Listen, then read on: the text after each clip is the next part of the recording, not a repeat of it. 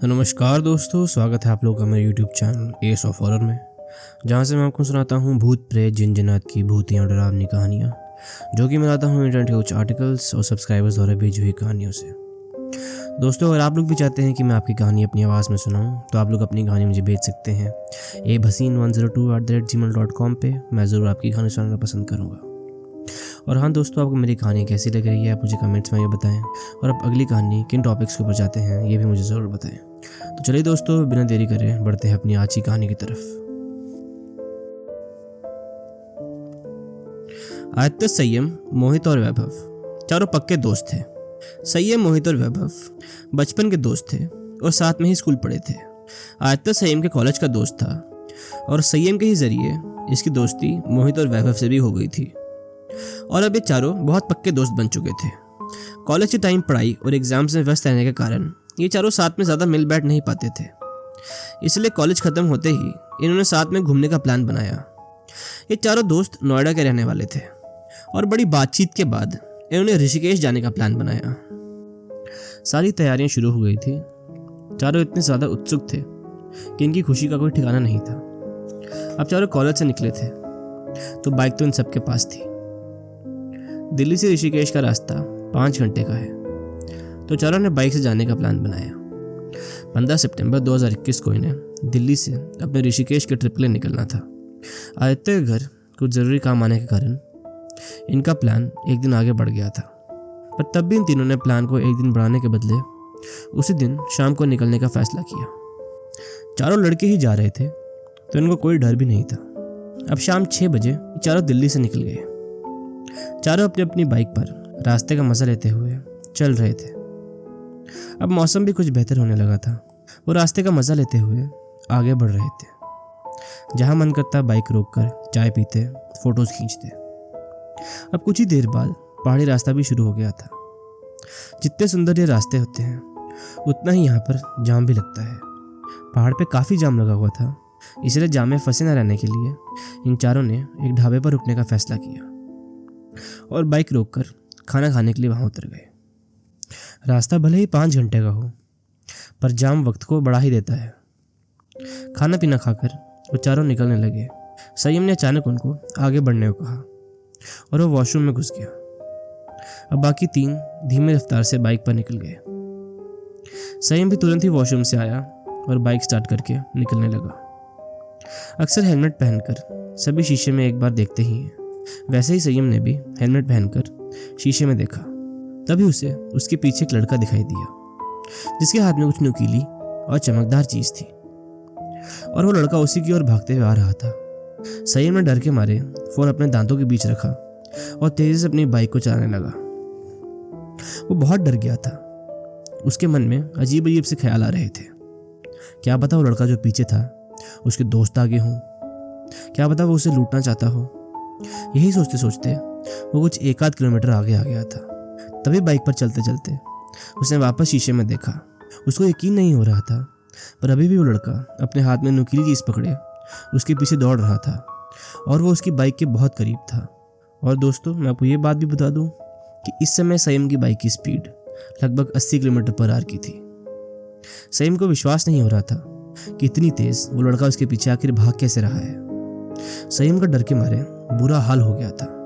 वो अपने दोस्तों के पास तक पहुंचने ही लगा था कि तभी उसकी तेज रफ्तार बाइक के आगे उसे अचानक वही लड़का दिखाई दिया। छोटे कद का लड़का, नीला हुआ मुंह, बाहर निकली हुई आंखें और हाथ में एक नुकीली चीज।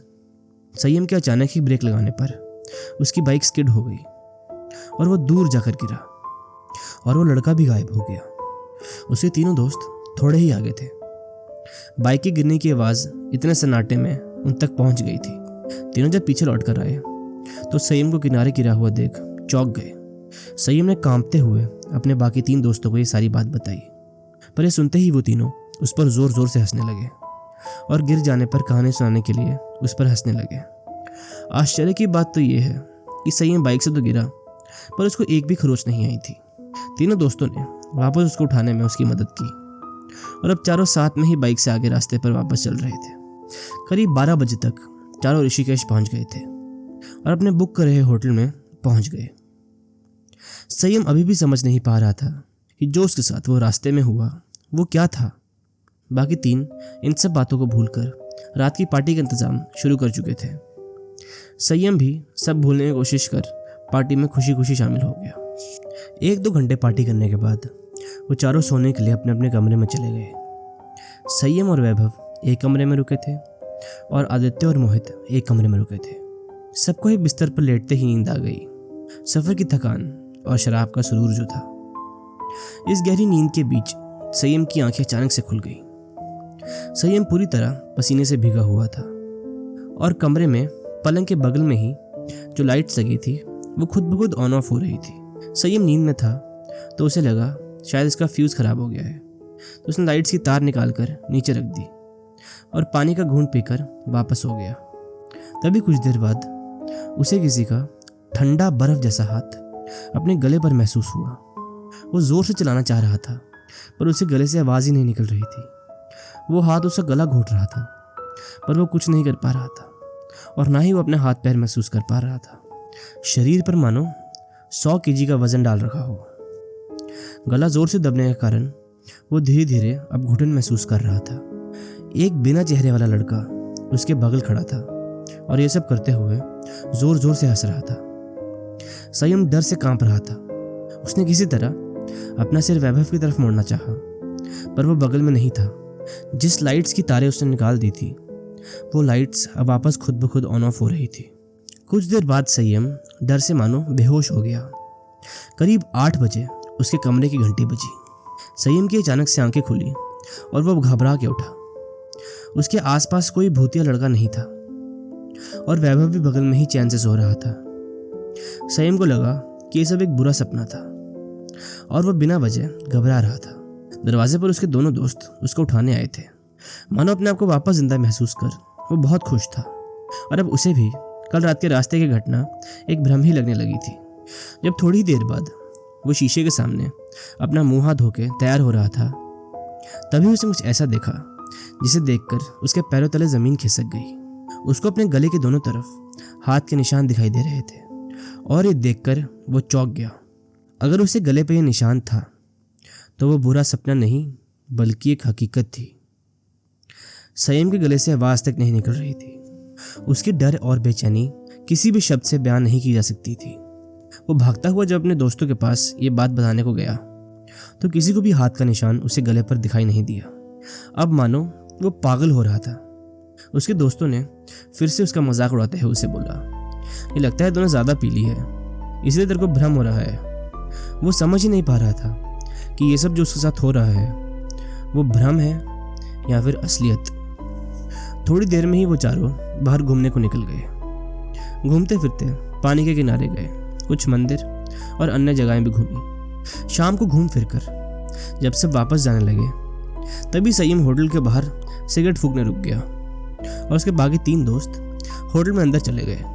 वैभव अकेले अपने कमरे में और मोहित और आदित्य अपने कमरे में। उन सबको तैयार होकर रात की बॉनफायर पार्टी में जो जाना था। वैभव अपना मुंह हाथ धोने वॉशरूम में घुसा पर तभी अचानक उसके बाथरूम की लाइट्स खुद ब खुद ऑफ हो गई। उसको लगा कि शायद लाइट चली गई है। अंधेरा होने के कारण उसे बाथरूम में घुटन महसूस होने लगी थी और इसकी एक बड़ी वजह यह भी थी कि आकाश को क्लॉस्ट्रोफोबिया था। दोस्तों, जिन लोगों को क्लॉस्ट्रोफोबिया के बारे में नहीं पता मैं उनको बताना चाहूँगा कि क्लॉस्ट्रोफोबिया एक ऐसी बीमारी होती है जिसमें लोगों को छोटी और बंद जगहों पर हद से ज़्यादा घुटन महसूस होती है। तो वो बाथरूम का दरवाज़ा खोलने को बढ़ा। वो दरवाज़ा खोलना चाह रहा था पर मानो उसे किसी ने बाहर से बंद कर दिया हो। वैभव की सांसें बढ़ने लगी थी। उसका फ़ोन भी बाथरूम से बाहर था। उसे इतना तो समझ आ गया था कि ये काम उसके किसी दोस्त का तो बिल्कुल नहीं हो सकता, क्योंकि कमरे में वो अकेला था और कमरे की चिटकनी उसने अंदर से बंद की थी। वो ज़ोर ज़ोर से घबराते हुए दरवाजे को खींचने लगा पर दरवाज़ा ना खुला। वो सांस लेने के लिए टॉयलेट सीट के ऊपर वाले वेंटिलेटर के पास चढ़ के सांस लेने की कोशिश करने लगा कि तभी उसे अपने कमरे के बाहर मोहित के दरवाज़ा खटखटाने की आवाज़ आई। वैभव जोर से बाथरूम से चीखा, बचाओ बचाओ, मैं बाथरूम में बंद हो गया हूँ और लाइट क्यों चली गई है। वहां से मोहित ने जवाब दिया, लाइट तो आ रही है भाई, पर हुआ क्या। वैभव सांस भरते हुए बोला, मेरा बाथरूम का दरवाज़ा बंद हो गया है। तभी जैसे ही वैभव ने दरवाजे को खींचना चाहा, दरवाजा इतनी आसानी से खुल गया कि मानो कुछ हुआ ही नहीं था। वो भागता हुआ अपने कमरे से बाहर निकल गया और मोहित को सब कुछ बताने लगा। मोहित ने उसको पानी पिलाया और शांति से बैठने को कहा। वैभव को समझ नहीं आया कि ऐसा कैसे हो सकता है। वो करीबन आधे घंटे से उस दरवाजे को खोलने की कोशिश कर रहा था, पर जब मोहित आया तो एकदम दरवाजा कैसे खुल गया। तभी उसकी नजर बाथरूम के बाहर बल्ब के स्विच पर पड़ी। जब वैभव अंदर घुसा था तब वो स्विच ऑन करके घुसा था, तो स्विच बंद कैसे हो सकता था, जबकि कमरे में उसके अलावा और कोई भी नहीं था। रात के 8 बजने को आए थे। बॉनफायर का प्रोग्राम शुरू होने ही वाला था। मोहित ने वैभव का मन भटकाने के लिए उसे जल्दी चलने को कहा। आदित्य, मोहित और वैभव निकलने ही लगे थे कि तभी उनको संयम की अनुपस्थिति याद आई। उन्होंने सोचा कि वो शायद सीधा बॉनफायर के लिए ही चला गया होगा। वैभव के दिमाग में संयम के साथ हुई सारी घटनाएं चल रही थी। अब उसे संयम के साथ हुआ हर किस्सा सच लगने लगा था। बॉनफायर पार्टी पहुंचते ही मोहित और आदित्य दारू के काउंटर पर चले गए। वैभव अभी भी भयभीत हुए एक किनारे बैठा था और संयम का कोई अता पता नहीं था। मोहित और आदित्य अपने मजे में ऐसे डूबे थे कि मानो उन्हें किसी चीज का कोई फर्क ही नहीं पड़ता हो। ना ही इन्हें संयम की कोई चिंता थी और ना ही वैभव की। तभी अचानक मोहित और आदित्य को लोगों के चीखने की आवाज आई। लोग एक झुंड बना के खड़े थे और मानो किसी की मौत का तमाशा देख रहे थे। तभी उन्होंने एक भयानक दृश्य देखा। उनकी आंखों के सामने एक आदमी आग में लिपटा हुआ था। उसकी दर्दनाक चीख लोगों के कानों में घुस रही थी। आग में लिपटा हुआ आदमी जोर जोर से चिल्ला रहा था। ध्यान से देखने पर मोहित ने आदित्य का हाथ पकड़ लिया और उसे बताया कि यह तो वैभव है। आदित्य को यकीन नहीं हुआ, पर उसके देखने पे वो खुद भी सुन पड़ गया। वैभव की जली हुई लाश अब उन दोनों के आगे पड़ी थी। होटल वालों ने पुलिस को बुलाकर ये सारा हादसा बताया। होटल के बाकी लोग जो बॉनफायर पार्टी में शामिल थे, उनमें कुछ लोगों ने बताया कि वैभव एक कोने में अकेला बैठा हुआ था और अचानक से उठ के वो आग की ओर बढ़ा और खुद को जला दिया। अलग अलग लोगों से पूछने पर पुलिस को एक ही बात सुनने को मिली और उन्हें यकीन हो गया कि वैभव को किसी और ने नहीं जलाया, बल्कि वो खुद ही आग में जल के मरा है। पुलिस वैभव की लाश को ले जा रही थी। मोहित और आदित्य रो रो के बेहाल थे। उन्हें एकदम हुई इस घटना से झटका लग गया था। तभी आदित्य ने पुलिस को अपने दोस्त संयम के बारे में बताया, जो बड़ी देर से होटल वापस नहीं लौटा था और उसका फोन भी नहीं मिल रहा था। वैभव के साथ हुई ऐसी घटना के बाद अब मोहित और आदित्य डर चुके थे। अब उन्हें संयम की भी चिंता हो रही थी। पुलिस ने संयम को जल्द ही पता लगाने का वादा किया। मोहित और आदित्य ने अपने अपने घर पर सारी बातें बता दी और दूसरे दिन वापस जाने की तैयारी शुरू कर दी। रात भर संयम का कोई पता न चला। तब सुबह पुलिस की गाड़ी होटल में पहुंची। मोहित और आदित्य को क्या पता था कि उन पर फिर से मुसीबत टूट पड़ेगी। पुलिस ने एक तस्वीर को दिखाकर मोहित और आदित्य से पूछताछ की। जो तस्वीर पुलिस के पास थी वो संयम की थी। पुलिस ने उनको बताया कि लक्ष्मण पुल से कूदकर संयम ने अपनी जान दे दी और सुबह उनको पानी के किनारे उसकी लाश मिली। मोहित और आदित्य अब कुछ भी सुनने की हालत में नहीं थे। वो अपने एक दोस्त की मौत को स्वीकार नहीं कर पाए थे कि दूसरे दोस्त की भी मौत हो गई थी। मोहित अब जोर जोर से रोने लगा। उसने अपना सारा सामान समेटा और आदित्य से फटाफट घर चलने को बोला।